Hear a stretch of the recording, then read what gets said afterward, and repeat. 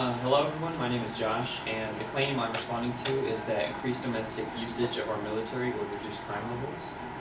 And the secondary claims are that crime is still rising in America, police are losing the fight against crime, and that it's been proven to work in the past. Now, in response to the first secondary claim that crime is still rising in America, he first cites that crimes ranging from car thefts, robberies, and burglaries are increasing in the city of Detroit. However, with Detroit consistently being one of, if not the most dangerous city in America, it's hardly representative of the rest of the U.S. And in fact, according to the Detroit Free Press, in 2010, the homicide rate in Detroit was at its lowest rate since 1967. Also, he claims that lawmakers in Illinois think that the National Guard needs to be sent into Chicago. And it actually wasn't a group of lawmakers, it was just the Illinois representative, Monique Davis, saying this. A lot of the representatives also in Illinois came out against that and responded to it. And one single representative shouldn't have authority over making the call whether it's able to turn its military against its citizens. He also claims that crime rose in the U.S. in 2012 for the first time since 2006. And while this is true, this comes after having several years of steep decline in overall crime. In fact, in 2011, the latest FBI figures showed that murder, rape, robberies, and other serious crimes have fallen to a 48-year low across the country. One single anomaly of a year in crime shouldn't warrant drastic decisions such as military involvement. Now, in response to his second minor claim that police are losing the fight against crime, he first cites Dr. Adriac Sweeney, who's quoted in saying that we have a whole generation of human beings lost within this urban area who could be so productive. Now, this quote would be relatable, but it's actually said in 1990 in regards to Detroit. Again, Detroit hardly represents the rest of the United States, especially in relation to over 20 years ago. He also relates again to Detroit in saying that it used to be a thriving city, but is now no longer nothing more than a war zone. Well, it did used to be a thriving city, but that was over 50 years ago. And now crime is so entangled into the lifestyle in places like Detroit that it takes more than a war on crime to stop an already ongoing war within the city. And there are more different ways to aid police departments in the fight against crime. Just this year, Oakland received $4.5 million to recruit more officers, and have received similar aid as well in 2009 and 2011. Now, in regard to this final minor claim that has been proven to work in the past, he first cites President Grant calling in the federal troops to aid in the South during the Reconstruction period after the Civil War. This was a time following the most brutal war that Americans had yet to see, in which the country was literally at war with itself. And following that period, when the South was still very unstable and keeping the country together was of utmost importance, it was understandable in this special occasion that the military was necessary to prevent another war from breaking out in the South.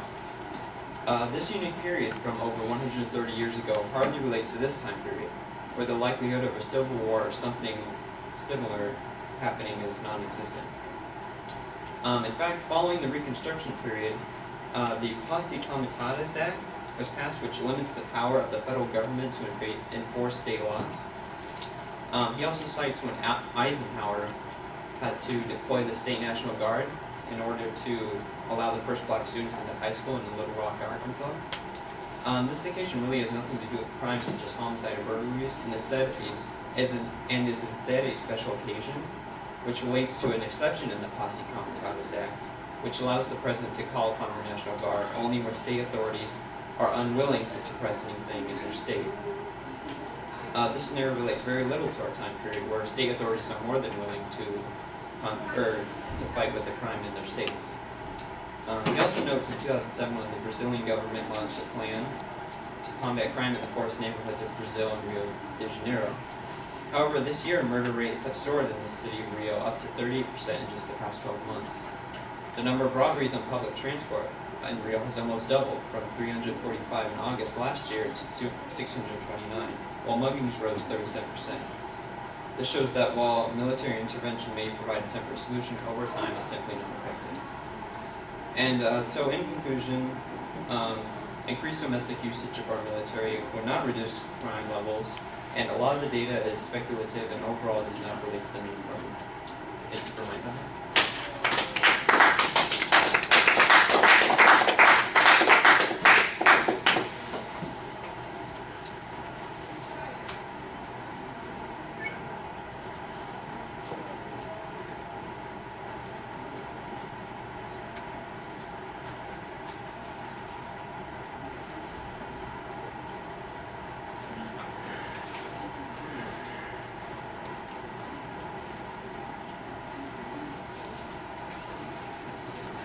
All right, Josh, it's all very easy to follow. There's a good structural setup that goes on there.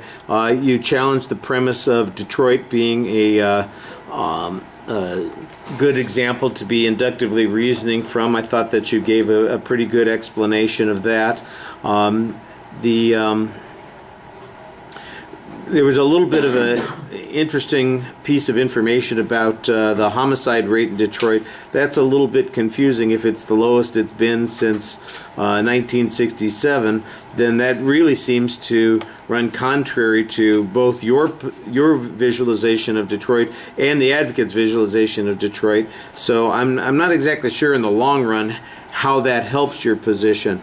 The idea that one person in the Illinois legislature makes a suggestion, I think you do, again, the same thing. You point out that this is an outlier as opposed to an indication of a widespread need.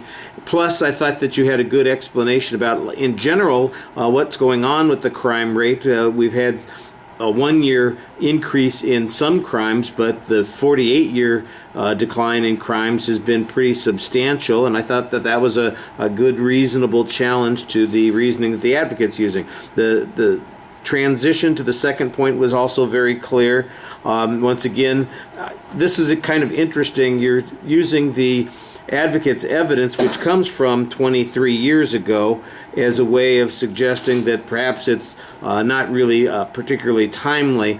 It's certainly a philosophical question as to what's going on with the population. Have we lost them? I guess your position is that we're not losing them, they're lost, they're gone, and there's not much we can do about that. The lifestyle that goes on in a place where there are no jobs, where you just have open warfare, that is problematic. But I like the argument that you say that there are alternatives to military intervention, and that there are places that have been able to utilize that. The example that you use is Oakland, where they got more police officers. It would be nice to see, for instance, that it had an effect. So I think you needed a little bit follow-up evidence on that particular point.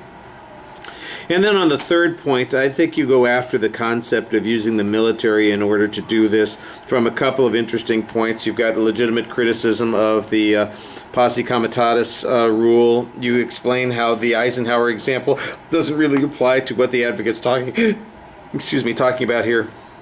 I thought that was okay. And then, in essence, the example that he used from Rio de Janeiro, I think you need to give us a source on this and make sure that the data is current given what the advocate talked about. But if your data is in fact accurate, which I suspect that it is, then it sounds like it hasn't really made a difference. So the idea that we're going to be able to make a difference by sending the military into gang-infested areas is sort of naive. All right. Thank you.